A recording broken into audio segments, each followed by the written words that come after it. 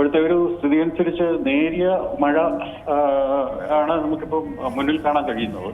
അപ്പോൾ നമുക്കൊരു അപകടം ഇതിനകത്ത് ഒളിഞ്ഞിരിപ്പുണ്ട്. കാരണം ഐസൊലേറ്റഡ് ഒറ്റപ്പെട്ട ഇടങ്ങളിൽ ചിലപ്പോൾ ഈ ശക്തമായ മഴ, പ്രത്യേകിച്ച് വടക്കൻ ജില്ലകളിൽ ഈ കഴിഞ്ഞ അടുത്ത ഒരു 29 മുതൽ നമുക്ക് പ്രതീക്ഷിക്കേണ്ടതായിട്ടുണ്ട്. അതായത് 20 മിനിറ്റ് നീണ്ടു നിൽക്കുന്ന മഴകളാണ്. 20 മിനിറ്റ് മുതൽ 60 മിനിറ്റ് വരെ നീണ്ടു നിൽക്കുന്ന, 1 മണിക്കൂർ വരെ നീണ്ടു നിൽക്കുന്ന മഴകൾ. അത് ഇപ്പൊ നഗരപ്രദേശങ്ങൾ കേന്ദ്രീകരിച്ചാണെന്നുണ്ടെങ്കിൽ പെട്ടെന്ന് പെയ്ത് ഒഴിയുന്ന മഴ അവിടെ പെട്ടെന്നുള്ള വെള്ളപ്പൊക്കത്തിന് കാരണമാകും. ഇതൊരു കേരളത്തിലൊരു വ്യാപകമായിട്ടുള്ള ഒരു മഴയായിട്ട് നമുക്ക് പ്രതീക്ഷിക്കേണ്ടതില്ല. സായാഹ്നങ്ങളിലാണ് ഈ മഴ പ്രതീക്ഷിക്കേണ്ടത്. അതുപോലെ തന്നെ സൂക്ഷിക്കേണ്ട ഒരു കാര്യം എന്ന് പറയുന്നത് ഇടിമിന്നലാണ്. ഈ ഒരു അവസരത്തിൽ, കാരണം ചാർജുള്ള കണങ്ങൾ ധാരാളം അന്തരീക്ഷത്തിൽ നിറഞ്ഞിരിക്കുന്നത് കൊണ്ട് ഇടിമിന്നൽ നമ്മൾ വളരെയധികം സൂക്ഷിക്കേണ്ടതാണ്. ഇപ്പൊ ഓപ്പൺ ടെറസിലോ അല്ലെന്നുണ്ടെങ്കിൽ മറ്റിടങ്ങളിലോ ഒന്നും ഈ സായാഹ്നങ്ങളിൽ ഇതിന് സാധ്യതയുള്ള സമയത്ത് നമ്മൾ ഇരിക്കേണ്ട കാര്യമില്ല. അതുപോലെ മലമ്പ്രദേശങ്ങളിലുള്ളവർ, എസ്പെഷ്യലി ഇതിന് ഏറ്റവും സാധ്യതയുള്ള കൊല്ലം ജില്ലയിലെ ചടയമംഗലം, അതുപോലെ തന്നെ വാഗമൺ, പിന്നെ ടൂറിസ്റ്റ് സ്പോട്ട്സ് ആയിട്ടുള്ള ഈ മലമ്പ്രദേശങ്ങൾ, അവിടെയൊക്കെ ഉള്ള ഒരു സായാഹ്നങ്ങളിൽ ഉച്ച കഴിഞ്ഞിട്ടുള്ള സമയങ്ങളിലാണ് ഇതിന് ഈ ഇടിമിന്നലിന് സാധ്യത കൂടുതൽ സായാഹ്നങ്ങളിൽ.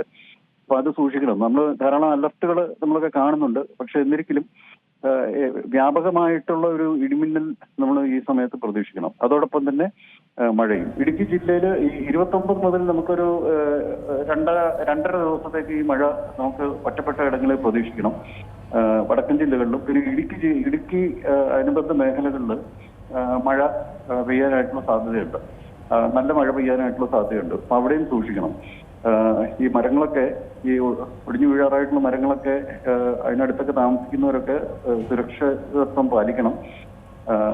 നമുക്ക് ഈ മൺസൂൺ മഴ പോലുള്ള ഒരു മഴയല്ല ഇത് പെയ്യാൻ പോകുന്നത്. അതായത് ഒറ്റപ്പെട്ട മഴ പെട്ടെന്ന് പെയ്ത് തീരും. ഇപ്പൊ കാറ്റിന്റെ അഭാവം ഉള്ളത് കൊണ്ട് നഗരപ്രദേശങ്ങളിൽ, തീരദേശ മേഖലകളിലുള്ളവർ ശ്രദ്ധിക്കണം. അതുപോലെ തന്നെ കോഴിക്കോട്, കണ്ണൂർ, കാസർഗോഡ്, വയനാടിന്റെ മലയോര പ്രദേശങ്ങളിലുള്ളവർ 29, 30 ഒന്ന് ശ്രദ്ധിക്കുന്നത് നല്ലതാണ്. കാരണം അവിടുത്തെ സാഹചര്യം ഒറ്റപ്പെട്ട മഴ നല്ല ശക്തമായിട്ട് പെയ്യാനുള്ള ഒരു സാധ്യതയാണ് കാണുന്നത്. നമുക്കിപ്പോ വലിയൊരു ആഘാതം പ്രതീക്ഷിക്കേണ്ടതില്ല. കാരണം നമ്മളൊരു മെയ് 25-ാം തീയതിയോടെയാണ് നമ്മൾ ഒരു മൺസൂണിന്റെ ഒരു ഇത് പ്രതീക്ഷിക്കുന്നത്. ഒരു മേഖലയിൽ മാത്രമായി ഒറ്റപ്പെട്ട രീതിയിൽ മഴ 1 മണിക്കൂറോ 1-ലധികം മണിക്കൂറോ തുടർച്ചയായി പെയ്യുകയാണെങ്കിൽ വലിയ ദുരന്തങ്ങൾക്കും കാരണമാകില്ലേ അത്? ഈ 20 മിനിറ്റ് മഴ, ഞാൻ പറഞ്ഞ ഒരു അരമണിക്കൂർ കൊണ്ട് പെയ്ത് തീരുന്ന മഴ എന്ന് പറയുന്നത് നല്ല ആഘാതം വരുത്തി വെക്കുന്നതാണ്. കാരണം യാതൊരു പ്രതീക്ഷയില്ലാതിരിക്കുന്ന സമയത്താണ് ഇത്തരത്തിലുള്ള മഴ നഗരപ്രദേശങ്ങളിൽ. കാരണം കാറ്റില്ലാത്തതുകൊണ്ട് നഗരപ്രദേശങ്ങളിലെ ഉയർന്ന ഭാഗങ്ങളിൽ ഈ ഒരു മഴ നമുക്ക് പ്രതീക്ഷിക്കണം. കഴിഞ്ഞ കുറെ വർഷങ്ങളായിട്ട് നമ്മളിത് കണ്ടുവരുന്നുണ്ട്. 24-ലും നമ്മൾ കണ്ടതാണ്. 25-ല് നമ്മൾ കാണാതിരുന്നതെന്ന് പറഞ്ഞാൽ കാറ്റുണ്ടായിരുന്നു, നല്ല കാറ്റുണ്ടായിരുന്നു കഴിഞ്ഞ വർഷം. അതുകൊണ്ട് ഇത് സ്പ്രെഡായി പോയതാണ്. 24-ലെ അതേ അവസ്ഥയാണ് ഇപ്പൊ സംജാതമായിക്കൊണ്ടിരിക്കുന്നത്. അപ്പൊ അതുകൊണ്ട് നമ്മൾ ശ്രദ്ധിക്കണം. അതുപോലെ തന്നെ ഈ റഡാർ സ്റ്റേഷനുകൾ, ഇപ്പോ പ്രവർത്തന സജ്ജമായിട്ടുള്ള റഡാർ സ്റ്റേഷനുകൾ അതിസൂക്ഷ്മമായിട്ട് നിരീക്ഷിച്ചിട്ട് വേണം ഇതുപോലെയുള്ള നമുക്ക് പ്രവചനങ്ങൾ നടത്താനും അതിനുവേണ്ടിയുള്ള അലർട്ടുകൾ കൊടുക്കാനായിട്ട്. ഒരു ജനറലൈസ്ഡ് അലർട്ട് ഈ സമയത്ത് കേരളത്തിന് അഭികാമ്യമല്ല എന്നുള്ളതാണ് എനിക്ക് പറയാനുള്ളത്. അതിൻ്റെതായിട്ടുള്ള ഏജൻസികൾ ശ്രദ്ധ പാലിക്കണം. അതുപോലെ ഈ IMDയും ഡിസാസ്റ്റർ മാനേജ്മെന്റ് അതോറിറ്റിയൊക്കെ ഈ സമയത്ത് ശ്രദ്ധ പാലിക്കണം. കാരണം നമുക്ക് ഒരു ജീവൻ പോലും നഷ്ടപ്പെടാൻ പാടില്ല. ഇൻഫ്രാസ്ട്രക്ചറിന് ഉണ്ടാകുന്ന നാശം നമുക്ക് ഒഴിവാക്കാൻ പറ്റില്ല. കാരണം നമ്മൾ കേരളം മൊത്തം ഒരു നഗരമായി മാറിയ സ്ഥിതിക്ക് ഇൻഫ്രാസ്ട്രക്ചറിനുണ്ടാകും, അതായത് കെട്ടിടങ്ങൾക്കും മറ്റ് നിർമ്മിതികൾക്കും ഒക്കെ ഉണ്ടാകുന്ന നാശങ്ങൾ നമുക്ക് ഒഴിവാക്കാനായിട്ട് സാധിക്കില്ല. അതിനിപ്പോ മുൻകൂട്ടിയുള്ള നടപടികൾ സ്വീകരിക്കേണ്ടതാണ്. പക്ഷെ ഇപ്പൊ പെട്ടെന്ന് നമുക്ക് ചെയ്യാനുള്ളതെന്ന് പറയുന്നത് സ്വയം സുരക്ഷിതരാകുക എന്നുള്ളതാണ്. ഇടിമിന്നൽ ഉണ്ടാകുന്ന സമയം അലർട്ടുകൾ ഉണ്ടെന്നുണ്ടെങ്കിൽ ആ സമയത്ത് വീടുകളിലുള്ളിലോ മറ്റു കെട്ടിടങ്ങൾക്കുള്ളിലോ സുരക്ഷിതമായിട്ടിരിക്കുക. യാത്രകൾ പരമാവധി ആ സമയത്ത് ഒഴിവാക്കുക. നല്ല മഴ പെയ്യുന്നുള്ളൊരു സൂചന ഉണ്ടെന്നുണ്ടെങ്കിൽ നഗരപ്രദേശങ്ങളിലും മറ്റും പോകുന്ന യാത്ര, മലമ്പ്രദേശങ്ങളിലൊക്കെ പോകുന്നത് ഒഴിവാക്കുക എന്നുള്ളതാണ് ഈ സമയത്ത് വേണ്ടത്. അപ്പോൾ ഇതൊരു ഹോട്ട് സമ്മർ സീസണാണ്. ഇതൊരു റെയിനി സമ്മർ അല്ല, ശരിക്കും ഒരു ഹോട്ട് സമ്മറാണ് ഈ വർഷം ഉള്ളത്, 24-ലേതുപോലെ. അപ്പൊ അത്തരം കാര്യങ്ങൾ നമ്മൾ മുൻകൂട്ടി കണ്ടുകൊണ്ട് അതിനുവേണ്ടിയുള്ള പ്രതിരോധ നടപടികൾ സ്വയം സ്വീകരിക്കുകയാണെന്നുള്ളതാണ് വേണ്ടത്. നഗരപ്രദേശങ്ങളിൽ സായാഹ്നങ്ങളിൽ മഴയ്ക്ക് സാധ്യതയുണ്ടെന്നുണ്ടെങ്കിൽ പെട്ടെന്ന് തന്നെ വീടുകളിലേക്ക് മടങ്ങുക. അത്തരത്തിലുള്ള കാര്യങ്ങളാണ് നമ്മൾ ഈ അവസരത്തിൽ ശ്രദ്ധിക്കേണ്ടത്. ഇനി മഴ പെയ്യുന്ന ഒരു സാഹചര്യത്തിൽ എത്ര മഴ പെയ്തു, എത്ര മഴ ഈ ആഴ്ച നമുക്ക് ലഭ്യമായി എത്ര മഴയായിരിക്കും ഇനി മുന്നോട്ട് വരുന്നത്, അങ്ങനെയുള്ള ചില കാര്യങ്ങൾ കൂടി പുറത്തു വരണോ? ഈ പെയ്ത മഴയെക്കുറിച്ച് കൃത്യമായൊരു അളവുകോൽ പറയാനായി വേണ്ടത്ര മഴമാപിനികൾ നമ്മുടെ സംസ്ഥാനത്തുണ്ടോ? അതിലുള്ള അപര്യാപ്തത പലപ്പോഴും പറയുന്നുണ്ട്. ഇപ്പോൾ ചൂടളക്കുമ്പോൾ കൊല്ലം ജില്ലയിൽ 39 ഡിഗ്രി സെൽഷ്യസ് ചൂടെന്ന് പറയുമ്പോൾ അത് പുനലൂർ എന്ന് പറയുന്ന ഒരു മേഖലയിൽ മാത്രമാണ്. ഒരു പക്ഷേ കൊല്ലം നഗരത്തിൽ അങ്ങനെ ആയിരിക്കില്ല. അങ്ങനെ ഒരു പ്രശ്നമുണ്ട്. അതായത് ജില്ല തിരിച്ച് ഫോർകാസ്റ്റ് കൊല്ലത്ത് 39 ഡിഗ്രി എന്ന് പറയുമ്പോൾ ആളുകൾ ആയിരിക്കും കൊല്ലം നഗരത്തിനാണ് 39. കൊല്ലം നഗരത്തിലല്ല, കൊല്ലം നഗരത്തിന്റെ കിഴക്കൻ ഭാഗങ്ങളിലാണ് അത്. അതുപോലെ തന്നെ ഈ ലോക്കലൈസ്ഡ് ഫോർകാസ്റ്റ് നമ്മളൊരു മിഥ്യാധാരണകളിലൂടെയാണ് പോയിക്കൊണ്ടിരിക്കുന്നത്. ഇപ്പൊ തന്നെ ഐ എം ഡി തിരുവനന്തപുരത്തിന്റെ മാക്സിമം മിനിമം ടെമ്പറേച്ചറിന്റെ ചാർട്ട് പരിശോധിച്ചു കഴിഞ്ഞാൽ കൊച്ചി നഗരത്തിനെ കുറിച്ചുള്ള ഒരു രേഖ ഇവിടെ ഇല്ല. അപ്പോൾ കണ്ടു കഴിഞ്ഞാൽ തെറ്റിദ്ധാരണ വരും. അതായത് കൊച്ചി എയർപോർട്ടും സിയാലുമായിട്ടാണ് കൊടുത്തിരിക്കുന്നത്. കൊച്ചി എയർപോർട്ട് എന്ന് പറഞ്ഞാൽ എനിക്ക് തോന്നുന്നു ഇവിടുത്തെ നേവൽ ബേസിലെ എയർപോർട്ടാണെന്ന് തോന്നുന്നു, പഴയ കൊച്ചി എയർപോർട്ട്. അപ്പൊ അതിപ്പോ നമ്മൾ റിസർച്ച് ചെയ്ത് കണ്ടുപിടിക്കണം. കാരണം കൊച്ചി എയർപോർട്ട് പോയതിനു ശേഷമുള്ള ജനിച്ചിട്ടുള്ള ആളുകൾ അത് റിസർച്ച് ചെയ്ത് കണ്ടുപിടിക്കേണ്ട ഒരു ദുര്യോഗമാണ് വന്നിരിക്കുന്നത്. എറണാകുളം എന്ന് പറയുന്ന ഒരു വാക്കേ അതിനകത്തില്ല. അതായത് എറണാകുളം നഗരം എന്ന് പറയുന്നത് കേരളത്തിലെ കൊമേഴ്ഷ്യൽ ക്യാപിറ്റലാണ്. അപ്പൊ കമ്മീഷൻ ക്യാപിറ്റലിൽ ധാരാളം സാമ്പത്തികമായിട്ടും ഒക്കെ ഉള്ള ഒരു പ്രധാനപ്പെട്ട ഒരു ഇടമാണ് എറണാകുളം. അതിനെക്കുറിച്ചിട്ടുള്ള യാതൊരു ഇൻഫർമേഷനും നമ്മുടെ IMDയുടെ കയ്യിലില്ല, അല്ലെങ്കിൽ അത് പുറത്തു വിടുന്നില്ല. ഒരു ജനറലൈസ്ഡ് നമുക്ക് പറയാനാണെങ്കിൽ ഈ പറയുന്നത് പോലെ മണ്ണിടിച്ചിലായിക്കോട്ടെ, ഉരുൾപൊട്ടലായിക്കോട്ടെ, അതുപോലെ മലവെള്ളപ്പാച്ചിലായിക്കോട്ടെ, ഇത്തരത്തിലുള്ള പ്രകൃതി ദുരന്തങ്ങൾ ഫലപ്രദമായി നമുക്ക് പ്രതിരോധിക്കാനും അത് തിരിച്ചറിഞ്ഞ് അതിനുവേണ്ട മുന്നൊരുക്കങ്ങൾ നടത്താനും ഈ മഴമാമിനികളൊക്കെ തന്നെ സഹായിക്കുന്നതല്ലേ? അപ്പോൾ ഇത്രയും കാലം കഴിഞ്ഞിട്ട് പോലും ഇതിന്റെ ഒരു അഭാവമുണ്ട് എന്ന് പറയുന്നത് എത്രത്തോളം? ഈ ഓട്ടോമാറ്റിക് വെതർ സ്റ്റേഷനുകളിൽ ഇതൊക്കെ ഉണ്ട്. പക്ഷെ ഈ ഓട്ടോമാറ്റിക് വെതർ സ്റ്റേഷനൊന്നും കൃത്യമായിട്ട് പ്രവർത്തിക്കുന്നില്ല. അപ്പോൾ നേരത്തെ ഇവരുടെ വെബ്സൈറ്റുകളിൽ IMDയുടെ വെബ്സൈറ്റിൽ ഓട്ടോമാറ്റിക് വെതർ സ്റ്റേഷൻസിന്റെ ഡാറ്റ കൊടുത്തിട്ടുണ്ടായിരുന്നു. ഇപ്പൊ അത് പാസ്വേഡ് ആക്കി എന്ന് പറയാൻ പബ്ലിക്കിന് അത് അവൈലബിൾ ആകാൻ പാടില്ല. കാരണം അത് എല്ലാം തെറ്റായ ഇതാണ് കാണിക്കുന്നത്. ഒരിക്കൽ പലയിടങ്ങളിലും 45 ഡിഗ്രിയൊക്കെ കാണിക്കുന്ന അവസരങ്ങളുണ്ട്. ഇത് ചൂണ്ടിക്കാണിച്ചപ്പോൾ അത് ഒഴിവാക്കി വെബ്സൈറ്റിൽ നിന്ന്.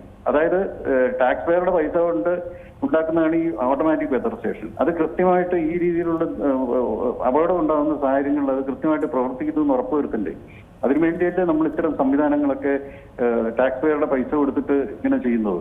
ഇപ്പൊ അവരൊരു സ്വകാര്യ സ്ഥാപനം അല്ലല്ലോ, അത് സർക്കാർ സ്ഥാപനമാണ്. അതായത് കേന്ദ്ര സർക്കാർ സ്ഥാപനമാണ്, ജനങ്ങൾക്ക് വേണ്ടിയിട്ടുള്ള സ്ഥാപനമാണ്, ജനങ്ങളുടെ പണം ഉപയോഗിച്ച് നടത്തുന്ന സ്ഥാപനമാണ്. അപ്പോൾ അങ്ങനെ വരുമ്പോൾ അതിന്റെ ഉത്തരവാദിത്വം അവർക്കുണ്ട്, അതിന്റെ അക്കൗണ്ടബിലിറ്റി ഉണ്ട്. ആ രീതിയിൽ വേണം അവർ മുന്നോട്ട് പോകാനായിട്ട്. ഓട്ടോമാറ്റിക് വെതർ സ്റ്റേഷനുകളുടെ ഡാറ്റ കൃത്യമാണോ എന്നുള്ളത്, അല്ലാതെ ജനറലൈസ്ഡ് ഞങ്ങൾക്ക് ഇത്രയൊക്കെ പറ്റും എന്നുള്ള രീതിയിൽ ഒരു കട്ട് ആൻഡ് പേസ്റ്റ് രീതിയൊന്നും പറ്റില്ല. നിങ്ങൾ നോക്കിക്കോളൂ, IMDയുടെ വെബ്സൈറ്റുകൾ നോക്കിക്കോളൂ. ഇത് പ്രാചീനമായിട്ടുള്ള വെബ്സൈറ്റുകളാണ്, അതിപ്രാചീനമായിട്ടുള്ള വിവരങ്ങളാണ് അതിനകത്ത് കൊടുത്തിരിക്കുന്നത്. എത്രത്തോളം മുന്നോട്ട് പോയി കഴിഞ്ഞു മെട്രോളജിയൊക്കെ.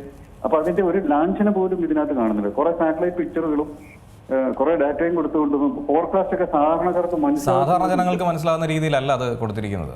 ഇല്ല. അതുപോലെ തന്നെ മറ്റ് അലർട്ടുകൾ നോക്കിക്കോളൂ. അത് വായിച്ചു തീർക്കണമെങ്കിൽ തന്നെ ഒരു 10 മിനിറ്റ് വേണം വായിച്ച് മനസ്സിലാക്കണമെങ്കിൽ, സാധാരണ ആളുകൾക്ക് മനസ്സിലാക്കണമെങ്കിൽ. ഇപ്പൊ ചൂട് കൂടും, മഴ പെയ്യും എന്നുള്ളതിന്റെ നമുക്ക് അറിയേണ്ടത്. അപ്പൊ അതിനുവേണ്ടിയുള്ള ശാസ്ത്രീയമായിട്ടുള്ള വിവരങ്ങൾ നമുക്ക് ഇത്തരം ചർച്ചകളിൽ കൊണ്ടുവരാൻ സാധിക്കും. പക്ഷെ സാധാരണക്കാര് ഇപ്പൊ റോഡിൽ ഓട്ടോറിക്ഷ ഡ്രൈവറിന് എന്താണ് വേണ്ടത്? നിങ്ങളുടെ സ്ഥലത്ത് ചൂട് കൂടും, 39 ഡിഗ്രി ആവും, അതുകൊണ്ട് സുരക്ഷിതത്വം പാലിക്കണം. അവിടെ മഴ പെയ്യും, വൈകുന്നേരം 5 മണിയാകുമ്പോൾ അവിടെ മഴ പെയ്യും. ഇത്തരത്തിലുള്ള അലർട്ടുകൾ കൊടുക്കാൻ എന്താണ് കുഴപ്പം? കാരണം എത്രയോ സാങ്കേതിക സംവിധാനങ്ങൾ നമ്മുടെ കയ്യിലുള്ളതല്ലേ.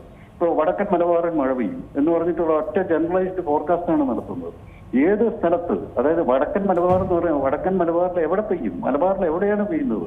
മലബാർ എന്ന് പറയുന്നത് വലിയൊരു പ്രദേശമാണ്. അതുപോലെ തെക്കൻ ജില്ലകളിൽ പെയ്യും. എവിടെ? തെക്കൻ ജില്ലകളിൽ മലനാട്ടിനാണോ, ഇടനാട്ടിനാണോ, അതോ നഗരത്തിലാണോ പെയ്യുന്നത്, തീരദേശത്താണോ?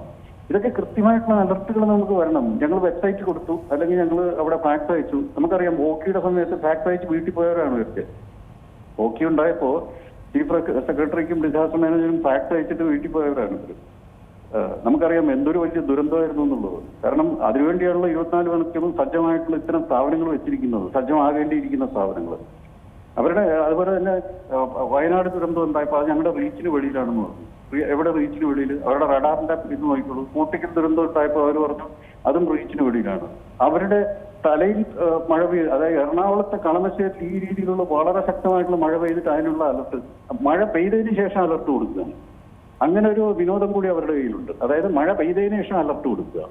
അത്തരത്തിലുള്ള ഒരു വിനോദം കൂടി ഇവരുടെ കയ്യിലുണ്ട്. അപ്പൊ ഇതൊക്കെ പൊതുജനങ്ങൾ അറിയണം. കാരണം ഇവർക്ക് അക്കൗണ്ടബിലിറ്റി ഉണ്ട്, സർക്കാർ ഏജൻസികൾക്ക് അക്കൗണ്ടബിലിറ്റി ഉണ്ട്. അത്തരത്തിലുള്ള അലർട്ടുകൾ പൊതുജനങ്ങളുടെ കയ്യിലെത്തണം. ഇപ്പോൾ മത്സ്യത്തൊഴിലാളികൾ കടലിൽ പോയത്, എവിടെയാണ് കടലിൽ പോകേണ്ടത്? വടക്കാണോ പോകാൻ പാടില്ലാത്തത്, തെക്കാണോ പോകാൻ പാടില്ലാത്തത്, അതോ ലക്ഷദ്വീപ് കടലിലാണോ പോകാൻ പോകുന്നത്? അത്തരം കാര്യങ്ങൾ മുന്നോട്ട് കൊണ്ടുവരണം. നമുക്കൊരു ജനറലൈസ്ഡ് ആയിട്ട് ഒരു പത്രം വായിക്കുന്നത് പോലെയുള്ള മറുപടികളല്ല ഇത്തരം കാര്യങ്ങൾ അലർട്ടുകളിൽ നിന്നും നമ്മൾ പ്രതീക്ഷിക്കേണ്ടത്. വളരെ സ്പെസിഫിക് ആയിട്ടുള്ള പൊതുജനങ്ങൾക്ക്, സാധാരണ ജനങ്ങൾക്ക് വേണ്ടിയുള്ള അലർട്ടുകൾ വരണം. അത് ഈ സമയത്ത്, അതായത് ഈ അടുത്ത ഒരു മാസങ്ങൾ, അടുത്ത കുറച്ച് മാസങ്ങളിൽ അലർട്ടുകൾ വേണം. കാരണം അതിരൂക്ഷമായിട്ടുള്ള ഒരു സാഹചര്യത്തിലൂടെയാണ് കേരളം കടന്നു പോകാൻ പോകുന്നത്. ഇതിൽ കൂടുതലൊരു ചൂട് വർദ്ധിക്കുമെന്ന് എനിക്ക് തോന്നുന്നില്ല. കാരണം ഒരു 1/2 ഡിഗ്രിയോ ഒക്കെ കൂടാനേ സാധ്യതയുള്ളൂ. വളരെ വലിയ ചൂടൊന്നും ഇനി പ്രതീക്ഷിക്കേണ്ടതില്ല. ഇതാണ് ഒരു മാക്സിമം ടെമ്പറേച്ചർ ഇപ്പോൾ കേരളത്തിൽ ഉണ്ടാകാൻ സാധ്യതയുള്ളത്. തീർച്ചയായിട്ടും ഇപ്പോൾ ഈ കനത്ത ചൂടിൽ നിന്നും ഒരു ആശ്വാസമായി മഴ എത്തുന്നു എന്നുള്ളത് നമുക്ക് പക്ഷേ വലിയൊരു ആശ്വാസമല്ല മൈ ഫ്രണ്ട്. കാരണം അതൊരു ആശ്വാസമാകത്തില്ല. മഴ പെയ്ത് കഴിഞ്ഞ് മാറുന്ന സമയത്ത് ഹൈ ഹ്യൂമിഡിറ്റി ആയിരിക്കും. ഒരു ശ്വാസം മുട്ടുന്ന രീതിയിലുള്ള അവസ്ഥയാണ് സംജാതമാകാൻ പോകുന്നത്. കാരണം ഇപ്പൊ ഇവിടെ തിരുവനന്തപുരത്ത് മഴ പെയ്യുന്നു എന്ന് പറഞ്ഞു കഴിഞ്ഞാൽ, തിരുവനന്തപുരത്ത് നഗരത്തിൽ മഴ പെയ്തു കഴിഞ്ഞാൽ അതിന്റെ ചുറ്റുമുള്ള ഭാഗങ്ങളിൽ അതിശക്തമായ ചൂടായിരിക്കും. കാരണം ഹ്യൂമിഡിറ്റി വർദ്ധിക്കുകയാണ്. നീരാവി, നമ്മളിപ്പോൾ അടുപ്പിൽ വെച്ചൊരു വെള്ളം ചൂടാക്കുന്നത് നീരാവി ഉയരുന്നത് പോലെ ആ രീതിയിലുള്ള ഒരു അവസ്ഥയാണ് സംജാതമാകുന്നത്. പൊള്ളുന്ന അവസ്ഥയാണ് സംജാതം. കാരണം അത്രയ്ക്ക് ഹ്യൂമിഡിറ്റിയാണ് ഈ വർഷം. നിങ്ങൾ പറഞ്ഞു വിശ്വസിക്കില്ല, 92 ഡിഗ്രി വരെ % വരെ ഹ്യൂമിഡിറ്റി എത്തിയിട്ടുണ്ട് തീരദേശത്ത്. ഏറ്റവും പുതിയ വാർത്തകളും വിശേഷങ്ങളും വിരൽ തുമ്പിലറിയാൻ സീ മലയാളം ന്യൂസ് എല്ലാ ഡിജിറ്റൽ പ്ലാറ്റ്ഫോമുകളിലും ലഭ്യം.